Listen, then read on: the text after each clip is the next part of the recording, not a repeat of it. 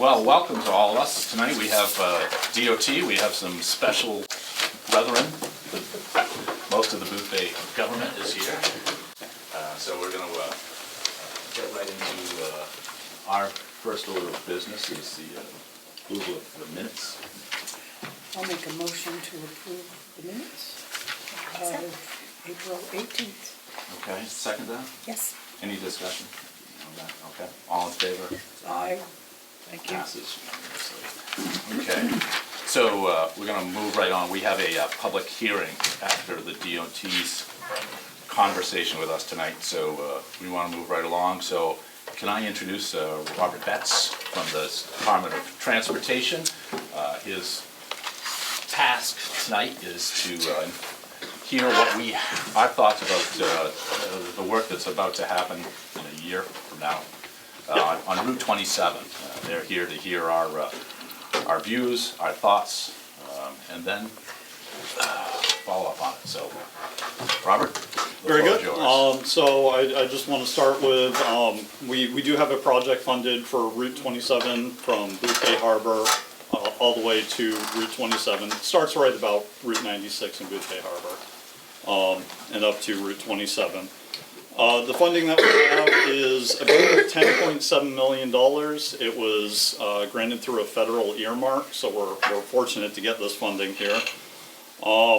Currently, our schedule is to start in about springtime next year, advertise the project in spring, have the work conducted through the summer, and hopefully be complete by the fall of 2024. This project is and is not a couple of things. It is a pavement preservation project. So what that means is we are looking to rehabilitate the existing pavement that's out there today. What it is not is a reconstruction. We will not be shoulder widening. We will not be adding turn lanes in various places. Our scope is to preserve what's there. I brought along with me Sean Davis from T.Y. Lin. He's our design engineer. He's going to talk a little bit more about some of the details of what that preservation process is going to be. Sure. Thank you for having me. So on a typical main DOT preservation project, a lot of times it would just be adding a lift or two of pavement to the top, or milling off with a milling machine with a cold planer just a couple of inches down to take care of some of the rutting and the cracking. But we've done some pavement analysis out there, and we feel that this road needs a little bit more than just your run-of-the-mill pavement preservation. So when Rob speaks to this project being a pavement preservation, what he's really trying to drive home is we're not looking at a lot of ancillary things in the peripheral. We're not looking at touching the side slopes a lot. We're not looking at cutting trees. We're not looking at any of that. We're really just aiming it at fixing the pavement completely.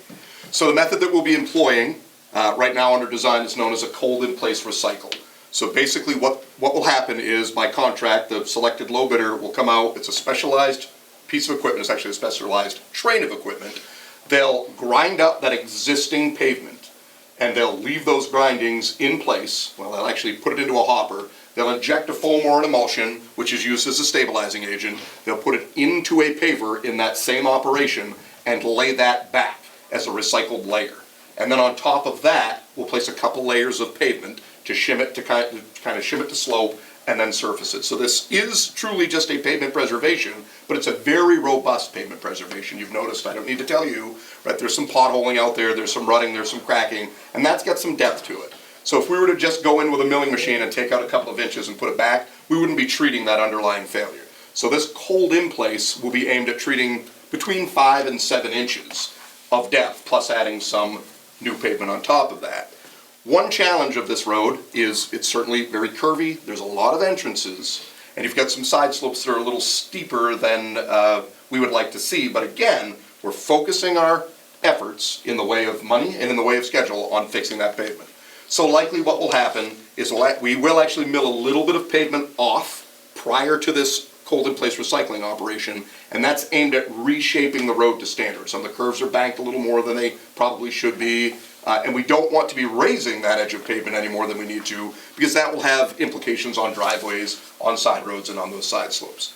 The other thing that we're going to do, most of the culverts out there are concrete. Most of them were installed in the 1980s, and they're in really good shape. other than many of them are a little too short. We do have, at the Railway Museum, there is a large culvert there that does require a complete replacement. It is classified as being an in-stream culvert, so that has some environmental implications, which we're currently in the process of permitting. Because the culvert goes outside of Maine DOT's right-of-way, it will require some right-of-way acquisition, so we're in the process of determining that. That's why these things take a while. That's why we're not doing the road this year. These permits, these right-of-way acquisitions is a process. As Rob pointed out, it's federally allocated money, so we need to follow the federal NEPA regulations. And so that's what's going on right now. Other than that one culvert that will likely be upsized because it is in stream, there are several other locations where we're either lengthening culverts or resetting concrete culvert ends that over the years the frost has kind of disconnected. We'll be tying those together. We'll be making sure they're fit to length. And certainly some of those have some environmental implications. They're not in stream, but there are some wetland implications to this. So the good news is the base of the road seems to be fine. The slopes aren't bad. They do need some addressing, but it's really just aimed at doing a super intensive deep dive into giving you a smooth, rideable pavement. We're not looking for a lot of things to change. We're not looking for guardrail to change. We're not looking, as Rob said, to add lanes. There will be some minor striping changes likely at the intersection of McKay Road. That's kind of a weird double bay as you're headed into Booth Bay Harbor, that if you're a car that happens to be stopped wanting to turn left onto McKay Road, there's not really a lot of refuge for you. Vehicles that want to go by you are kind of coming around that corner. So we have some ideas of just kind of changing the centerline striping. It won't be anything robust. It won't be any fundamental huge changes to the footprint of the pavement, but really just giving you a safer storage and kind of directing where vehicles need to be if they're stopped to turn and where vehicles need to be if they're going through. Now, I tend to be a wordy fellow and I tend to get a little technical, so I think I've given you the overview. I'm not sure what you folks would like for the agenda, but I am certainly here to answer any questions or listen to any specific concerns. And I would say that if any of you have specific concerns about maybe your property individually, I would certainly encourage you to ask, but certainly after the fact or at some point, come get me and Rob on the side so we can document it and we can take a look at it separately. Okay, Rob, you all said anything else you wanted to add to that? No, that's the long and short of it. Okay, well, I'm sure there are comments and questions and concerns to the audience, so does anybody besides me have comments? Steve? What do you plan on doing to it this year? Because, I mean, you keep saying you're gonna grind up the pavement, you're really assuming there's gonna be some left. I mean, some of the areas are real, I mean, they're craters, not potholes. Understood, and there's a little bureaucracy at play here. We're on the capital side, and what you're asking for is for some maintenance work. I don't control that budget, so I can't make any commitments. I do know that the local region is looking to put some shim down to try and hold that together. It is all very restrictive as to what they have for money left over from their winter budget. So I can't make any commitments, but it is on the radar. Hi, thank you for that. My name is Holly Stover. I'm the state representative for this district. I get calls weekly and emails, not daily, but nearly daily, about the condition of this road and the concerns from local people about how dangerous it is. And I've written to Megan repeatedly. So I want to echo what the selectman is saying, that this road from the turnoff, Route 1 onto Route 27 to Booth Bay, is pitted with potholes. It is hard to keep your car between the two lines or on your side of the road. And on the rainy night the other night, it was near impossible. And I just want to echo the concerns that my constituents tell me and that the selectman just alluded to. This road, we're really grateful that, and I get that you're not the right guy. I get it, and you're planning for 2024, and we're incredibly grateful for that. But if you could just take back that there needs to be some level of mitigation between now and next spring, or it's getting dangerously worse. We have approximately over 230,000 visitors to the botanical gardens, and that doesn't count all the hundreds of thousands of visitors that we love having. But however, that's the wear and tear of the road we haven't even experienced yet. And there's no way, as transportation folks, you haven't driven from the turnoff off Route 1 onto Route 27 and experienced what I experience every day and a number of other people do. So I, one, want to appreciate what you're planning to do, but also make another request. Could you please take back that we need to address our immediate concerns for safety? I'm happy to do that. Thank you very much. I've got two questions. Number one, will you do this one lane at a time, so one lane's open at all times? One lane will be open at all times. And how does this compare what was done in Southport last year? They did Southport, all the roads there, and they probably got 10% of the traffic we do. I suspect Southport was an LCP project. It was. Which What does that is, that is basically 10-foot wide pothole patch. It's nothing is engineered mean? about Okay, it. So it is- was a it lot is- simpler than what this is. Okay. Correct, correct. I'm a retired automotive engineer, so. That's those are my questions. Because there's some really big potholes suddenly. So I either ride the center line or the white line. And last year, I got white line, I got paint on my right side of the car because I didn't know it had just been painted. Rob, when do you, what's your anticipated starting date? In an ideal world, we're starting probably mid-May, Mid-May of 2020. 2024. Culvert Correct. work is going to start prior to that? So the work at the Railway Museum will be classified as in-stream, and as being in-stream, a normal work window for aquatic species wouldn't be until July 15th. We're in the permitting phase, and so there is a possibility that that work window may be extended. They don't tend to extend it before June. Every outreach for regarding aquatic species is a little different. Has different significant value regarding spawning, so we don't know yet. Yeah. The culvert replacement will have to happen prior to the pavement work. We don't want to, recycle any pavement, then trench through it. But the culvert replacement is spread out, and so Rob and I are actually working on logistics now to figure out, could we be working on pavement on the northern stretch while we're working on culverts in the southern stretch, et cetera. There's still a fair amount of logistics that need to be worked out there. Yeah, it's important. You're more than welcome to finish Edgecombe first. But one of the things you mentioned, that you guys are not going to take any trees down or anything like that in this project. And if you're familiar with the road, once you get down to the Cod Cove Inn, okay, there's a line of pine trees that just shades the road in the wintertime. And it's dry, but there's a runoff there too. And then there's always morning ice, afternoon ice. It seems to me that if, you had discussion with the owners, they might be amenable to take those trees down. It just seems, we're gonna do some work on the road, but we're not gonna do enough work on the road. And you guys aren't gonna, after this is done, when are you guys gonna make another guest appearance? Another 10, 15 years down the road? So I guess, and I don't want to speak for Rob, but what I would say to that is the cost of cutting trees is insignificant compared to the rest of the cost of the project. So when we go out of our way to try and preserve trees, that tends to be because that tends to be what the abutter wants, right? So we do have right-of-way phases triggered at the Railway Museum and at a couple of other culverts. Even if the landowner, I did stop and look, I know exactly where those trees are, took pictures of them when I did a field review last fall. If the landowner were amenable, that's something that could be done. We already have a right-of-way phase triggered. What we don't want to do, just to be clear, is we don't want to hold up in some sort of a right-of-way acquisition condemnation thing. Sure. Well, geez, don't cut my trees, it's gonna push the project off. But if the landowner is amenable, again, I can't speak for Rob, cutting trees isn't gonna add enough to the cost of the project to make a difference in the way of money. We're just concerned that if we cut the wrong tree, it's gonna add some time to the schedule. We're not here to anger abutters to preserve the road. Yeah. But I don't think anybody would mind if the trees were down and it took a couple extra days and. Do you happen to know, and we can talk after the fact, you happen to have the name of that abutter, or, I mean? Yeah, it's Cod Cove Inn, so I think you're. Oh, sure, perfect. Okay. Cod Cove Inn, I think they own all the trees. Okay. I'm pretty sure on that. So, Booth Bay guys, any thoughts? I'll just reiterate the safety. All I can think about is the line of motorcycles that we have come down through 27, and I can't imagine, as it is, if you follow a line of cars down 27 right now, it's kind of like watching a slalom course. Everybody's picking their lane as to how to avoid the bumps, so some people are on the yellow line, some people on the white line. They're constantly, it's quite entertaining to watch, but I understand exactly why they're doing it.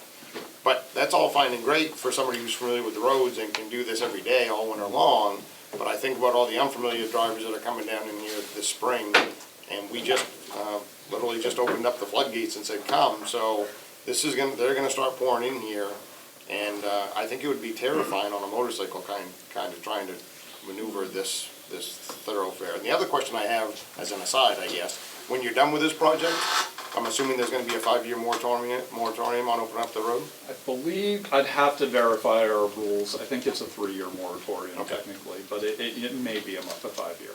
Okay, just curious. And for that water that you're talking about at the end of 27, right there by the Cog Cove, that also, I think, could be mitigated with some kind of drainage right there, I mean, a French drain or whatever. And I should point out that the engineered, well, technically it's all an engineered approach, but that's not to say that we won't be improving ditches. We'll put in hourly items, you've got, years of growth, which is a maintenance thing, years of growth, some culverts that are a little plugged. There'll be, I shouldn't say incidental, there'll be targeted drainage improvements as well. We're not gonna invest money in the road, hoping that the subbase holds if the water can't get anywhere. I was mind boggled because Sargent did all that work last year right at the end and they stopped like, I don't know, 30 feet short of where all that water tends to pool up. And I'm like, really? We couldn't have gone another 30 or 40 feet? Anyway, that's my 2 cents. Well, I guess I'd also, sorry to change subjects, I think everybody would understand this, but this project does skip the area of the roundabout. There's kind of that new pavement, so we're Absolutely. skipping right over that. We understand that. That's the smoothest part of 27. I was gonna ask you, since you mentioned bikes, is there gonna be a bike lane for pedal bikes? Like I said before, we're not looking at expanding the pavement core at all, so the opportunity to add necessarily bike lanes probably isn't there. The shoulders, I don't think, are wide enough to meet what the typical standard would be for a bike lane. Could you explain to me what you mean by moratorium on the road? Moratorium means that nobody's allowed to cut into the pavement. Barring an emergency. Yeah. Right, so, and I will certainly investigate that, I did investigate that prior. I do think we are talking a 5-year moratorium. And Rob and I can discuss more with the utility coordinator. But basically, the way that works is if there's any planned utility upgrades, I mean, if there's an emergency and a water line breaks, that's different. But Maine DOT wouldn't invest in the infrastructure and then have, some new person come in and want, do cross cuts in their new pavement. So you're not gonna, the bike lanes are as much in disrepair as they are. They are tarred. And so The shoulders. Right, so- Correct. Bike lane is a specific term. Sure. It's a geometric term. Right. And how the wide- the shoulders in some places are not sufficient to. And to you're not support. gonna address that? The shoulders. So for so every square foot, whichever the roundabout, every square foot of existing pavement will be treated. Right. So you'll have the same width. We may have some ability to swing. It looks like, just my opinion, it looks like over the years, maybe the white lines kind of migrated out. Because to me, when I look at the as-bills from the 1980s, it looks like it was a 12-foot lane and a 3-foot shoulder. And then in a lot of places now, it kind of looks like it's a 14-foot lane and a 1-foot shoulder. Right. So we'll reestablish that shoulder break. We'll put that white line in. By standard, we could get away with an 11-foot lane.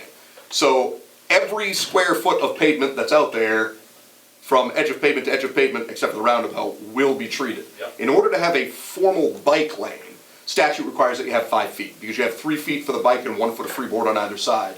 We can't give you a 5-foot, let's call it a shoulder, so we're all on the same page. We can't give you a 5-foot shoulder, we'd have to widen, and then widening would involve re-sloping every inch of the road, lengthening every pipe. It turns us from a $10 million project into a $15 million project and pushes it out 2 more years. Okay. But if by bike lane you're thinking about the shoulder, yeah, that will be paved. That will be as smooth as the main line. And, honestly, I wouldn't mind, again, I don't wanna go too rogue here, I wouldn't mind hearing people's opinions. We could cheat that white line, cheat it in and give you an 11-foot lane. By standard, most roads of this nature have an 11-foot lane. Yeah, I think most people just want to avoid bicycles on 27. Yeah. But we're not going to do that. And then with the new law that is 3 feet away from these guys, if they've only got a foot to go, I'm also heading towards the yellow, the center line, and that's not what we're looking to do here. So, it's a tarred enough road with, I don't think we have the number of bicycle groups that we used to. I remember we used to always have, in the summertime, 30 kids, stretched over 2 miles. We don't seem to have that, but that being said, it seems like if you guys have the opportunity, seems the time's here, seems like it would be great to think about that. Again, this is, the scope is a preservation project, so we're preserving that width that we have out there. So back to when you guys are gonna, how long is this gonna last, this preservation?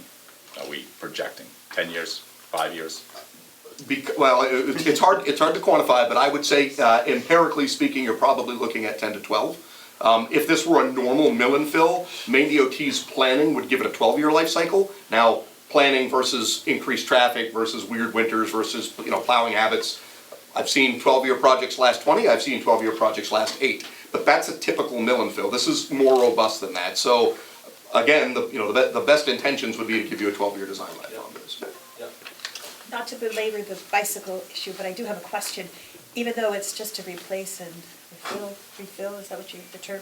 Can you put paint bicycles on it so people know that that's, or is that not code? I would look into that, but by statute, I don't believe we can, because that would require us to have 5 feet between the white line and the edge of pavement, and there's just, you don't, with the exception of that one stretch between the Edgecombe and Booth, it kind of transcends either side of the Edgecombe Booth Bay town line, which has 8-foot shoulders. Everything out there, at best, I think I can give you 4. By design, it's 3. And I can only give you 4 if I narrow the lane. Dan, did you have something on that? Yeah, I just had one quick question. We have one last leg of a sidewalk project that connects Booth Bay to Booth Bay Harbor. And if we were able to get things lined up, would you be amenable to kind of joining with us on that so that we could? Is this the stretch between, It forgive would my... be from the cemetery and Booth Bay. From where the sidewalk is in the roundabout to where the sidewalk is by Correct. Hammond? Yep. Yeah, I mean, so we've run LiDAR survey, which basically gives me points, very accurate points, every quarter of an inch down the road. I think the big thing would be, we would just need to figure out gutter line elevations. There's no reason why we couldn't coalesce those. If I may ask, is that a partnership with DOT's multimodal program, or? Yeah, it is. Okay, so that probably be Orel Gorno would end up being, so we can chat with Orel. I don't know what your funding looks like, I don't know what your schedule looks like. My advice would be for economy of scale, if you could get it to go with this $10 million project, your sidewalk would probably be a lot cheaper. That's exactly Yeah, what I'm looking to do, to possibly do. Yeah, the only concern I would have, and this is me speaking as a former Maine DOT project manager, I have to believe your sidewalk project is gonna have some sort of right-of-way phase. You're adding a sidewalk, I don't know how wide you are there. We already have those secured. Yeah, as long as that's set, I guess, I don't wanna speak for the towns, as long as your sidewalk doesn't end up fixing the pavement, Right. I think that's the smart thing to do. Yeah, I mean, I'm just looking at this logistically. If we miss this window, then we're 3 years, 5 years out. So, but if we were able to work together with you, and yes, economy of scale would play into that. I mean, I think that's great, I think that's what, my personal opinion, that's what you should strive for. I think failing that, if for some reason you get held up in right-of-way or funding, and it looks like you're gonna be behind this project, we could alter our design on that, I guess, easterly shoulder for that bit, so that you wouldn't be subject to waiting for any moratorium. And the last thing we wanna do is pave pavement and then have you dig it up 2 years later to put a curb in for your, but we'll do economy of scale, let's get it with this one, but if you can't, just let us know, we can alter it, we can do that right in the field, and just say, only reclaim out 2 feet of this shoulder and leave the established gutter line, and then you'll just match into it, so, we'll make it work, yeah. Perfect. Yeah. Okay, thank you. Sorry to hijack. That's what you're here for. Okay. Holly? One other clarifying question. When you do the Railway Village, I'm familiar with what happened with the culvert because it flooded up pretty high, and as a matter of fact, this weekend it eked up again towards the bridge, but it didn't do the damage it did last time. Are you gonna have to completely cut open that road to fully replace this time? I just think to clarify. Yeah, so what had recently happened with maintenance, sort of the riprap, the stone and the extent, that was a maintenance endeavor. Which you did a great job with that, I just wanna thank There you you. go, Rob. So, but what I would say is, because this is in stream, it's what's known as an environmental culvert. So it very much becomes a matter for the biologists and less a matter for the engineers. And so, as an engineer, I'm not the best engineer, but I could do all the math in the world and tell you that for a 100-year storm, that needs to be a 5-foot box, and in 100 years it won't flood. The biologists are gonna say it might need to be an 8-foot box because that's what the fish prefer. So it will need to be a replacement, not necessarily because of hydraulics, but we can't touch the water. That will require a federal permit from the Army Corps of Engineers. We've got federal funding, that puts us into the NEPA process, so that environmental permitting will have the biology, we were just talking about this upstairs, the biologists are gonna tell me what there needs to be for a structure out there. It will be a full replacement. More than likely, we haven't worked out the logistics yet, there's probably gonna need to be a little bit of a temporary widening, because as we cut open that road, we can't close it. So depth of culvert, we still need to get a lane of traffic around us, but those are in the details, we'll get that design moving forward into next year. Thank you. So we start in May. How long is the project projected to last? Ideally, please do not hold me to May, that's everything goes well. I don't think we're at a duration yet. We still need to finalize our design to be able to have that. I can assure you it will be the entire summer season. So in a good day, based on empirical evidence of projects of this nature, a contractor can, for this width, a contractor could probably CIPR 6,000 feet a day. Cold in place or I'm sorry, to do the rehab, yes, the cold in place, so they could do 6,000 feet a day. And then, but they need to kind of mill beforehand, which is actually faster, and then they'll need to pave it after the fact. And that's a lane mile, not a full width mile. So to your point, they'll shut down one lane, they'll do the reclamation in that lane for as long as the closure will let them, they'll keep moving the closure down the road. Weather's a factor, manpower, people power, labor hours are a factor. It is doable in a single construction season, yes. We believe, well, yeah, but again, it really comes down to, replacing that one pipe at the railway village could be a 2-week endeavor. Now, that could happen while they're reclaiming on the northern end, right? Those are logistics we're trying to work out. Any other questions? Russell? Yeah, how does DOT come to prioritize what project they do? I mean, like, is there a schedule like for do roads like 27 every so many years, or is it as needed, or? It'd be nice if we could forecast that way. Unfortunately, things just deteriorate at different rates. There's no way that we can forecast those sorts of things. So it's balancing the money we have with the needs we have and looking at it from a statewide perspective. So wasn't this originally scheduled to be done this year? I'm sorry? Wasn't this project originally scheduled for 23 instead of 24? Not to my knowledge. I will be honest, I've only been a project manager on this for about a month and a half, so Yeah, I don't know all this. It was. Was it? Okay. So, I mean, I guess that begs the question, why did it get kicked a year? I mean, this road's been deteriorating for the last 2 or 3. The federal funds came through, what, 2 years ago? I'm unsure. So, I mean, it just doesn't make any sense why it would get kicked with the condition of this road, that's all. Yeah, I was told last year that the LCP stopped where it stopped because they were gonna do a rebuild on this part of it this year. And then now we don't have the LCPs, we don't have the skinny mix, but we have one heck of a nasty road. So I'd really like, if we're not gonna have a good road until next year, I'd really like to get that LCP back here as quickly as we can. And I realize this is not your department, and I apologize for No, that. that's fine. I'm happy to take the comments back. I certainly am. But, yeah, I mean, we've got a pretty messed up road, and we've got one heck of a season getting ready to make it up. Busy season coming up. Yeah. Sure. Yeah. And so, the money's there, guaranteed. And so let's say your lowest bidder is higher than you're anticipating, because that's happened a lot. Okay? So you've got 10-1. Do you have the ability, if the lowest bid comes in, or is it negotiations with the low bidder trying to do this and the other thing? That's not. Those are hypotheticals that I can't get into. There's too many variables that are at play. I mean, we're committed to getting something done. We want to get something done. I think But we have to make financially prudent decisions. That's all there is. I think we want something done and done correctly. Yes, Okay. understood. Yeah. And so to that. Long-term correctly. Okay. Yeah, and that's the approach that the department's taken. So it would be unusual for the department to negotiate with a low bidder. Unfortunately, in that scenario, they probably would reject, go back to the drawing board and say, what can we do differently? And then it absolutely becomes that balance of, well, you could afford skinny mix, but is that really the right option, right? So, again, we don't want to speculate on hypotheticals. I'll be honest with you, it's a very volatile bidding market there right now.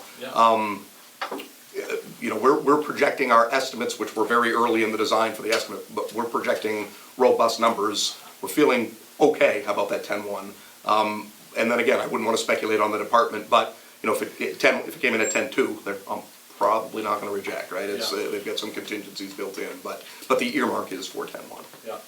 Well, I would think that if you do, I'm speaking for me only, I would think that you guys would be wise to, if you can find more money, let's do it right one time, and then you guys retire, and the next generation of engineers can come and do it 27 and stuff like that, but. Unfortunately, I think we're both a little bit too young to be able to retire before having it, but I like your thought. Yeah, no, I just, again, as we travel it daily, all the time, and again, it's just nuts. It's just nuts, and we look at the amount of traffic that's up and down, and I understand it's scheduling some roads and stuff like that, but jump back, how many cars a day does the state project, up and down right now? 9,900, it does drop from. 10,000 a day? Yeah.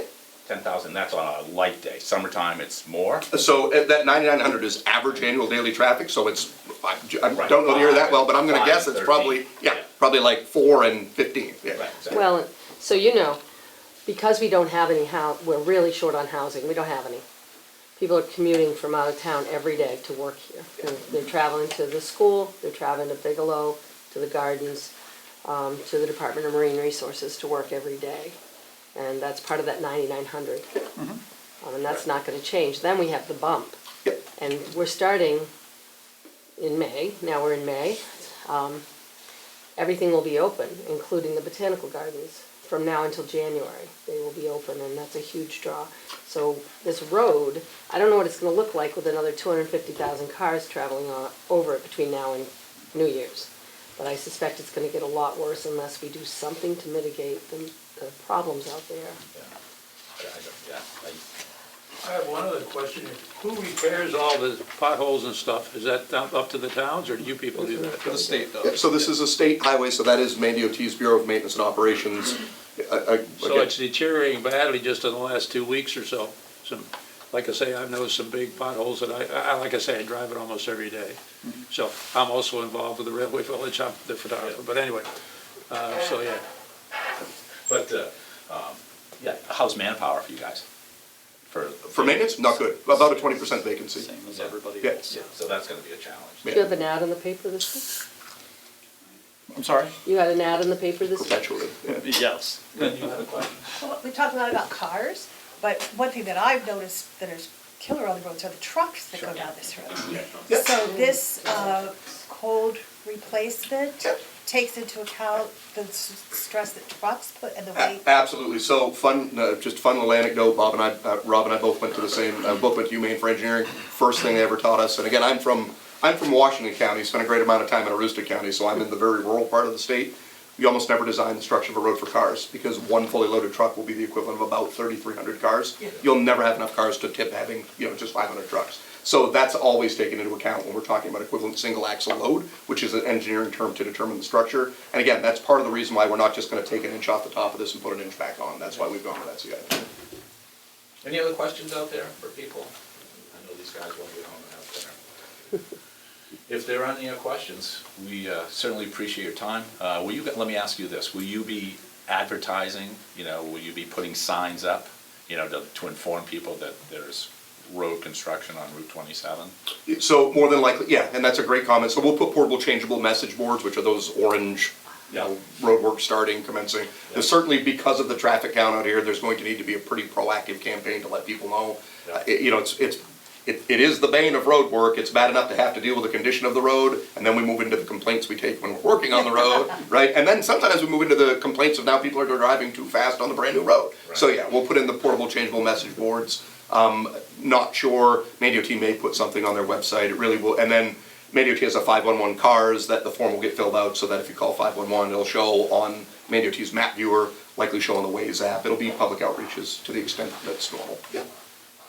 Any other questions, comments before we run to this? Okay, I will close this.